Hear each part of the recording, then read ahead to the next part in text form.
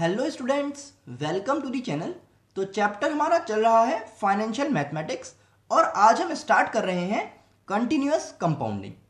तो देखिए, अब तक हमने ये जो समझ लिया है कि हमें इंटरेस्ट मिलता है एनुअली, हाफ ईयरली, क्वार्टरली या फिर मंथली। लेकिन कैसा हो, अगर आपको इंटरेस्ट मिलने लगे डेली या फिर आपको इंटरेस्ट मिले पर आवर या फिर पर मिनट या फिर पर सेकंड, इसका मतलब आपका जो पैसा है वो ग्रो करने लगे कंटिन्यूअसली, जिसको आप कहते हैं एक्सपोनेंशियल ग्रोथ। तो इसको हम पढ़ रहे हैं under the heading continuous compounding. तो चलिए पहले देख लेते हैं कि क्या फॉर्मूला यहां पर आपको यूज करना है अमाउंट और प्रिंसिपल को कैलकुलेट करने के लिए इन केस ऑफ कंटिन्यूअस कंपाउंडिंग। तो देखिए, अगर आपको अमाउंट कैलकुलेट करना है तो अमाउंट कैलकुलेट करने का फॉर्मूला आपको बताया गया P into E raise to the power I T, जहां पर P है आपका प्रिंसिपल, E है एक्सपोनेंशियल ग्रोथ यहां पर शो करने के लिए, I है आपका रेट ऑफ इंटरेस्ट और T है आपका टाइम पीरियड। अगर आपको कैलकुलेट करना है प्रिंसिपल, तो प्रिंसिपल के लिए फॉर्मूला क्या है, A into E raise to the power minus का आई टी। अब चलिए इन्हें समझने के लिए हम सॉल्व कर लेते हैं एक एक क्वेश्चन। तो देखिए, क्वेश्चन है हमारे पास, a man deposits ₹2000 in a bank which pays an interest of 11% per annum compounded continuously, how much amount will be in his account after 10 years।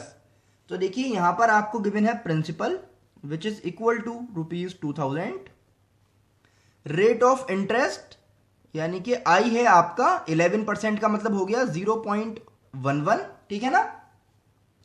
Time है आपका 10 years, तो टी हो गया 10। ये डेटा यहां पर आपको गिवन है और आपको फाइंड करना है अमाउंट, क्योंकि आपसे पूछा गया है कि how much amount will be there in his account, है ना। और अमाउंट का फॉर्मूला अभी आपने देखा है कि अमाउंट का फॉर्मूला होता है A equals to P into E raise to the power I T. अब चलिए इन सभी वैल्यूज को अप्लाई कर लेते हैं अपने फॉर्मूले में। तो ये हो जाएगा A इक्वल्स टू P कितना है 2000 into E raise to the power I T, I कितना है 0.11 और T है हमारा 10, ठीक है ना। तो ये हो गया A equals to 2000 into E raise to the power 1.1। अब आपको आगे सॉल्व करने से पहले वैल्यू कैलकुलेट करनी होगी e raise to the power 1.1 की। तो आप यहां पर लिखेंगे let x equals to e raise to the power 1.1। तो ये हो जाएगा taking log both side, log x equals to 1.1 log e। अब आपको इसको आगे सॉल्व करने से पहले ये देखना होगा कि जो e है इसकी वैल्यू क्या है। तो आपको याद करना होगा कि e की वैल्यू होती है 2.718, ठीक है ना। तो चलिए इसको आगे सॉल्व कर लेते हैं। ये हो गया log x equals to 1.1 log 2.718। अब आपको log टेबल की हेल्प से इसकी वैल्यू कैलकुलेट करनी है। तो चलिए इसको सॉल्व कर लेते हैं। तो देखिए, ये हो जाएगा log x इक्वल्स टू 1.1। अब आप देखेंगे कि यहां पर पॉइंट से पहले एक डिजिट है और 1 - 1 होता है 0, तो 0 पॉइंट। अब आपको log टेबल में देखना होगा 27 की वैल्यू 1 पे और 8 पे। तो चलिए देख लेते हैं। तो देखिए, 27 की वैल्यू 1 पर है 4330 और 27 की वैल्यू 8 पर है 13। इनको ऐड कर लेते हैं तो आपको मिलेगा 4343। चलिए इसको लिख लेते हैं। तो देखिए, ये आ गया 4343, ठीक है ना। तो ये हो गया log x equals to this into this. तो चलिए इसको मल्टीप्लाई कर लेते हैं। तो देखिए, ये हो गया 0.4777। ये तो I value of log x, लेकिन हमें तो चाहिए वैल्यू ऑफ x। तो देखिए x क्या हो जाएगा, x हो जाएगा एंटीलॉग ऑफ 0.4777। ठीक है ना। तो चलिए अब एंटीलॉग टेबल में देख लेते हैं 0.4777 की वैल्यू।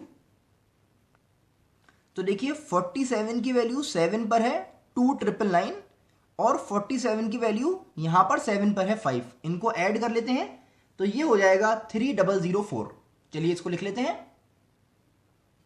तो देखिए ये आ गई आपकी value of x equals to 3004। अब आप देखेंगे यहां पर पॉइंट से पहले लिखा हुआ है 0 और 0 + 1 हो जाएगा 1। तो आप इधर से काउंट करके एक डिजिट के बाद पॉइंट लगा दीजिए तो x की वैल्यू हो गई 3.004। चलिए इसको यहां पर लिख लेते हैं। तो ये हो जाएगा a इक्वल्स टू 2000 इंटू 3.004। चलिए इसको मल्टीप्लाई कर लेते हैं और हमें मिल जाएगा अमाउंट। तो देखिए अमाउंट हो गया हमारा 6008। तो ये आ गया हमारा फाइनल आंसर। तो ये तो हमने देखा कि किस तरह कैलकुलेट किया जाता है amount in case of continuous compounding. अब हम एक क्वेश्चन और देख लेते हैं जिसमें हम कैलकुलेट करेंगे प्रिंसिपल। चलिए देख लेते हैं। तो देखिए क्वेश्चन है हमारे पास, the interest is compounded continuously in a bank to get ₹500 after 3 years. What should I deposit in the bank if the rate of interest is 8% per annum? तो देखिए फर्स्ट लाइन में ही आपको ये पता लग गया है कि कंटिन्यूअस कंपाउंडिंग का क्वेश्चन है और आपको ये बताया गया कि 500 आपको चाहिए आफ्टर 3 years। तो आफ्टर 3 years का मतलब ये हो गया अमाउंट। तो अमाउंट कितना है 500। What should I deposit in the bank, यानी कि कितना डिपॉजिट किया जाए बैंक में। तो ये प्रिंसिपल हो गया जो आपको कैलकुलेट करना है। इंटरेस्ट रेट कितना है 8%, तो आई कितना हो गया 0.08 और आफ्टर 3 years यानी कि टाइम कितना हो गया, टाइम हो गया आपका 3। बताइए इतनी बात ठीक है। अब आपको जब इसमें कैलकुलेट करना है प्रिंसिपल, तो प्रिंसिपल का फॉर्मूला यहां पर आप देखेंगे जो अभी आपने देखा था a into E raise to the power minus का IT। ठीक है ना। चलिए आप सभी वैल्यूज को यहां पर पुट कर लेते हैं और फाइंड कर लेते हैं प्रिंसिपल। तो देखिए ये हो जाएगा P इक्वल्स टू ए कितना है 500 into E raise to the power minus का IT, यानी कि माइनस का I कितना है 0.08 इंटू टी कितना है 3। ठीक है ना। ये हो गया P equals to 500 into E raise to the power minus का 0.24। ये अब आपको सॉल्व करना है। तो चलिए इसको सॉल्व करने से पहले कैलकुलेट कर लेते हैं value of e raise to the power minus का 0.24। तो इसको आप लेट कर लीजिए x। तो ये हो जाएगा log x equals to minus का 0.24 log e। अभी आप देख चुके हैं कि log e की वैल्यू किस तरह कैलकुलेट करनी है। तो ये हो गया log x equals to minus का 0.24 इंटू log 2.718। ठीक है ना। तो ये हो गया log x equals to minus का 0.24 इंटू log 2.718 की वैल्यू अभी आपने कैलकुलेट की है वही हम यहां पर पुट कर देते हैं। तो देखिए वैल्यू हो जाएगी 0.4343। तो log x equals to minus का इनको मल्टीप्लाई कर लिया जाए तो आपको मिलेगा 0.1042। तो देखिए ये तो हुई वैल्यू ऑफ log x, लेकिन हमें तो फाइंड करनी है वैल्यू ऑफ x। तो देखिए x हो जाएगा एंटीलॉग ऑफ माइनस का 0.1042। अब देखिए ये हमने आपको बताया है कि आप नेगेटिव नंबर का एंटीलॉग कैलकुलेट नहीं कर सकते। तो आप इसको पहले पॉजिटिव करते हैं। तो आप किस तरह करते हैं, देखिए हमने पहले भी देखा था कि आप इसको इस तरह लिखेंगे कि -1 + 1 माइनस 0.1042, ठीक है ना। इसको सॉल्व करके कितना मिलेगा, इसको सॉल्व करके आपको मिलेगा एंटीलॉग ऑफ 1 बार पॉइंट। अब आप इसको माइनस कर लेंगे तो इसको सब्ट्रैक्ट करने के बाद वैल्यू आपको मिलेगी 8958।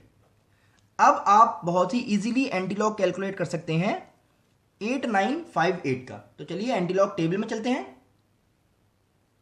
तो देखिए 89 की वैल्यू 5 पर है 7852 और 89 की वैल्यू 8 पर है 14। इनको सम कर लेते हैं तो आपको मिलेगा 7866। चलिए इसको लिख लेते हैं।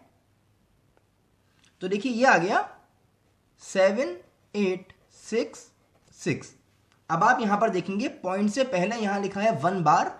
1 बार का मतलब है माइनस का 1 और -1 + 1 कितना हो जाएगा 0।